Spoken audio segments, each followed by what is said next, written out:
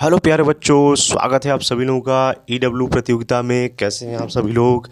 तो बच्चों, आपने फॉर्म और भर दिया होगा आई होप। तो बहुत सारे आपके होम गार्ड में एनवीएस केवीएस जितने भी आपके कंपटीशन के एग्ज़ाम है उसमें आपसे सामान्य ज्ञान, करंट अफेयर्स ये बहुत ही ज़्यादा इंपॉर्टेंट हो जाता है। ठीक है, आधा नंबर तो आपको वहीं से मिलेगा, लेकिन आप ध्यान दीजिए, आप होम गार्ड की आप तैयारी करो तो 100 के 100 सवाल आपसे सामान्य ज्ञान जितने भी हिस्ट्री, जियोग्राफी, सिविक्स, इकोनॉमिक्स सब सारे उसी से सवाल आपसे पूछे जाएंगे। तो ध्यान दीजिए, इसकी तैयारी अब मैं इस तरह से ही आपको मैं कराऊंगा। और कोई भी आपका डाउट है तो कमेंट बॉक्स में ज़रूर कर दीजिएगा। और हम लोग इस तरह से हम लोग पढ़ेंगे और हम लोग समझते हुए पूरा पढ़ेंगे।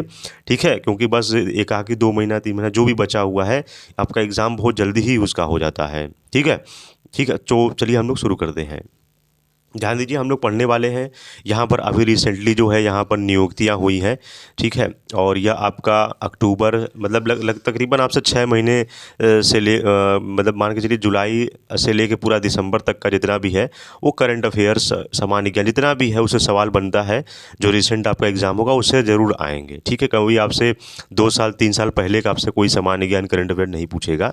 ठीक है, और जाके बाकी जो आपका स्टैटिक जीके है तो वो तो आपका भाई याद करना ही पड़ेगा पूरा। ठीक है, तो चलिए शुरू करते हैं। ध्यान दीजिए, नियुक्तियां जो है यहाँ पर नियुक्तियां हुई हैं कि शिरीष चंद्र मुर्मू ये भारतीय रिजर्व बैंक के एक नए डिप्टी जो है वो गवर्नर है। क्या है देखिए कि भारतीय रिजर्व बैंक में विगत 6 वर्षों से कार्यकारी निदेशक रहे ये। और शिरीष चंद्र मुर्मू जो है वो अब बैंक के डिप्टी गवर्नर नियुक्त किए गए हैं।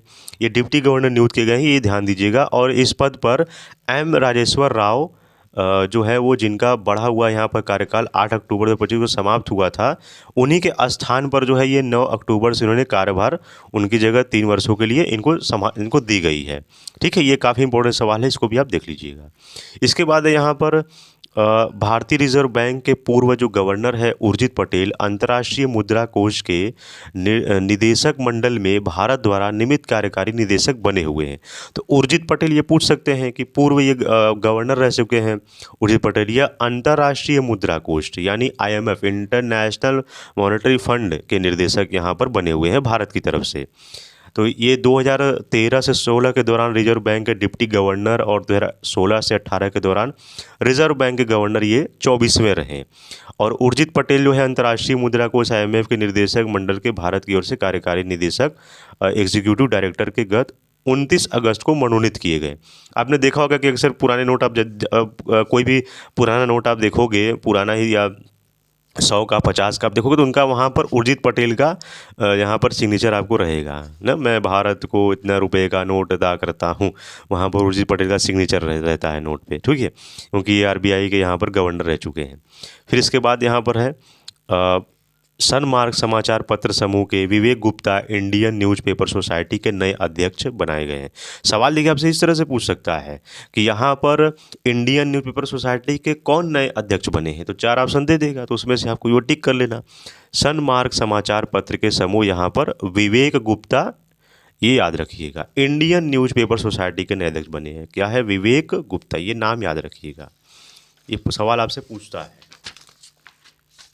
इसके बाद देखिए यहाँ पर सवाल है chief of defence staff general Anil Chauhan के कार्यकाल में वृद्धि। Chief of defence staff general ये पूछता है कि भाई हमारे chief of defence staff general कौन है, तो पहले तो यहीं पर आप आंसर हो जाएगा कि अनिल चौहान है। ये ध्यान दीजिएगा, जिसे हम यहाँ पर सीडीएस बोलते हैं। देश के चीफ ऑफ जस्टिस यहाँ पर है, स्टाफ है, तो वह सैन्य मामलों के विभाग के सचिव के रूप में कार्यरत जनरल अनिल चौहान का इस पद पर कार्यकाल सितंबर 2025 में समाप्त होने को था। अब उनके कार्यकाल को 30 मई 2026 तक बढ़ा दिया गया है। तो ये ध्यान दीजिएगा, थोड़ा सा ये आपको याद रखना है। सीडीएस कौन है? न्यायमूर्ति पवन कुमार भीमप्पा बंजथरी पटना उच्च न्यायालय के नए मुख्य न्यायाधीश चुने गए हैं। ध्यान दीजिए, न्यायमूर्ति पवन कुमार भीमप्पा बंजथरी पटना के उच्च न्यायालय के नए मुख्य न्यायाधीश चुने गए। बहुत इंपॉर्टेंट सवाल है, पूछ सकता है आपसे। यदि आप कोई बच्चा बिहार का है तो उनके लिए तो खासकर जरूर उनसे जीके में आपसे यह सवाल आ सकता है कि पटना के जो यहाँ पर नए उच्च जो न्यायालय के मुख्य न्यायाधीश कौन है, तो यहाँ पर न्यायमूर्ति पवन कुमार भीमप्पा बंजथरी यहाँ पर टिक लगा लीजिएगा। ठीक है, आपको थोड़ा और डिटेल में पढ़ना है तो अब यहाँ से आप पढ़ सकते हैं, और मैं इसका आपको PDF भी अपने टेलीग्राम चैनल EW प्रतियोगिता में आपको देखने को मिल जाएगा। ठीक है। इस पद पर उनका यह कार्यकाल 22 अक्टूबर 2025 यहाँ पर उनकी सेवानिवृत्ति की तिथि तक रहेगा। मतलब 22 अक्टूबर तक यहाँ पर ही यह कहाँ गए। मुख्य न्यायाधीश पद हेतु शपथ राज्यपाल आरिफ मोहम्मद खान ने उन्हें ग्रहण कराई थी। ठीक है। अब इसके बाद देखिए, गुजरात के राज्यपाल आचार्य देवव्रत को महाराष्ट्र के राज्यपाल का अतिरिक्त प्रभार यहाँ पर दिया गया। देखिए, गुजरात के राज्यपाल तो यहाँ पर आचार्य देवव्रत को, यहाँ पर महाराष्ट्र के राज्यपाल का यहाँ पर अतिरिक्त प्रभार दिया गया है। तो महाराष्ट्र के राज्यपाल रहे यहाँ पर CP राधाकृष्णन के उपराष्ट्रपति निर्वाचित होने पर महाराष्ट्र के राज्यपाल का प्रभार अतिरिक्त प्रभार के रूप में गुजरात के राज्यपाल आचार्य देवव्रत को सौंपा गया है। ध्यान दीजिए, यहाँ पर जो महाराष्ट्र के जो राज्यपाल थे वो CP राधाकृष्णन, वे उपराष्ट्रपति यहाँ पर निर्वाचित हो गए हैं। तो पूछ सकता है आपसे एग्जाम में कि हमारे भारत के उपराष्ट्रपति का नाम बताइए, तो यहाँ पर आप लिख दोगे CP राधाकृष्णन। अब CP राधाकृष्णन महाराष्ट्र के पहले राज्यपाल वो थे।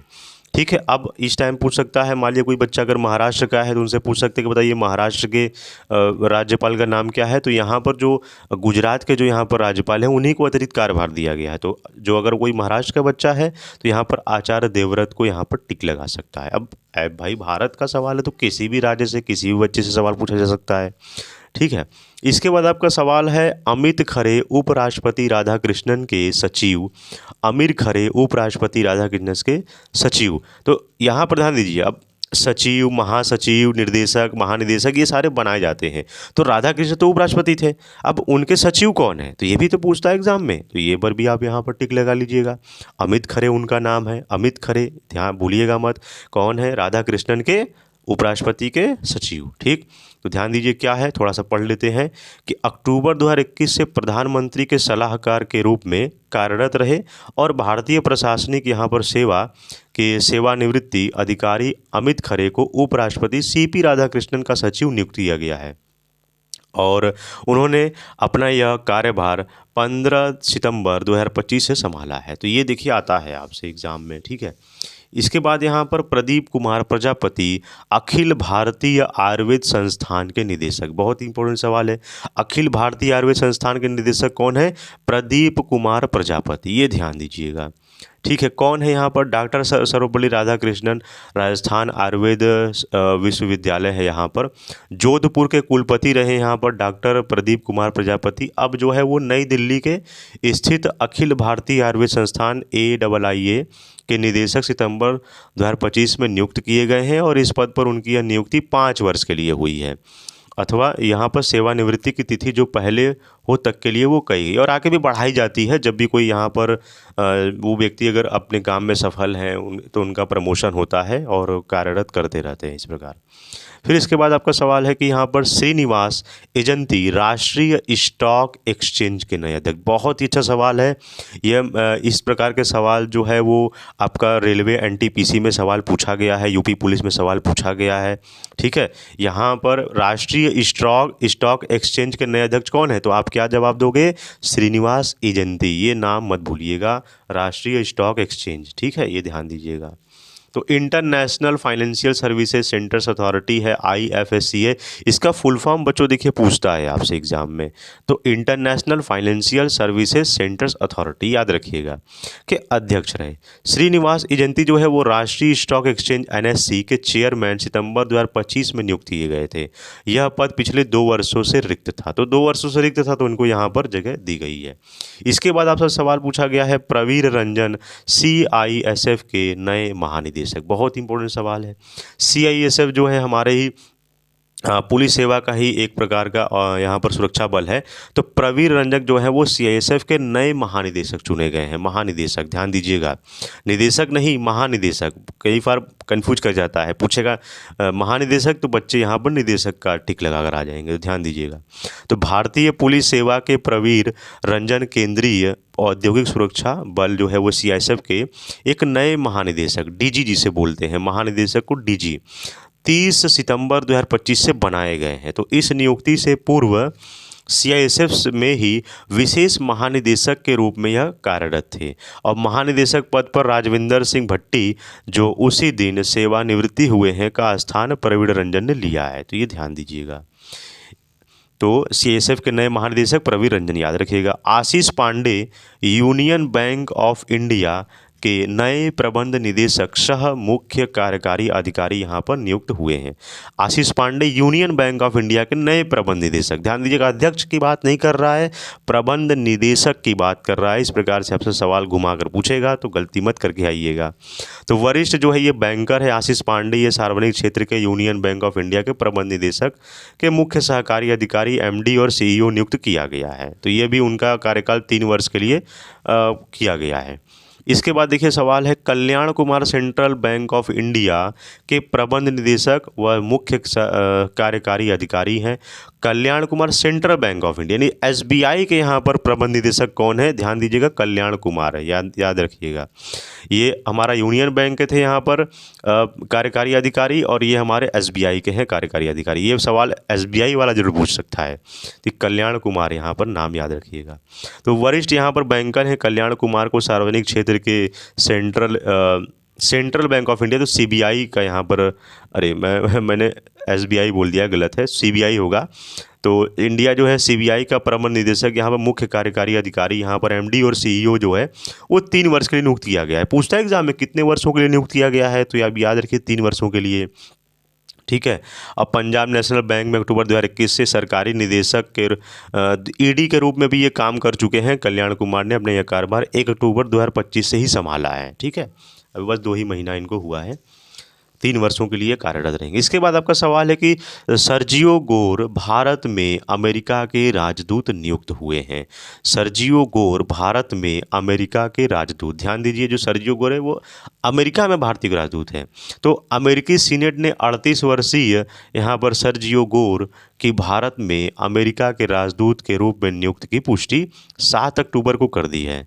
और राष्ट्रपति डोनाल्ड ट्रंप ने अपने घनिष्ठ सहयोगी रहे गोर का यहाँ पर मनोनयन इस पद हेतु अगस्त 2025 में किया था। और इस नियुक्ति के लिए सीनेट में हुए मतदान में 51 सीनेटरों ने पक्ष में तथा 47 ने विपक्ष में मतदान किया। तो यहाँ पर ये पूछ सकता है कि भाई कितने लोगों ने यहाँ पर सीनेट में इनको कितने लोगों ने यहाँ पर सीनेट में चुना, तो 51 इस तरह नंबर दे देगा, तो ध्यान रखिएगा सर्जियो गोर।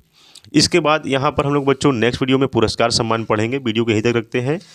नियुक्ति बहुत इंपॉर्टेंट है, हर साल यह आपसे 2 से 4 नंबर के सवाल पूछे जाते हैं करंट अफेयर्स में, सामान्य ज्ञान में, ठीक है।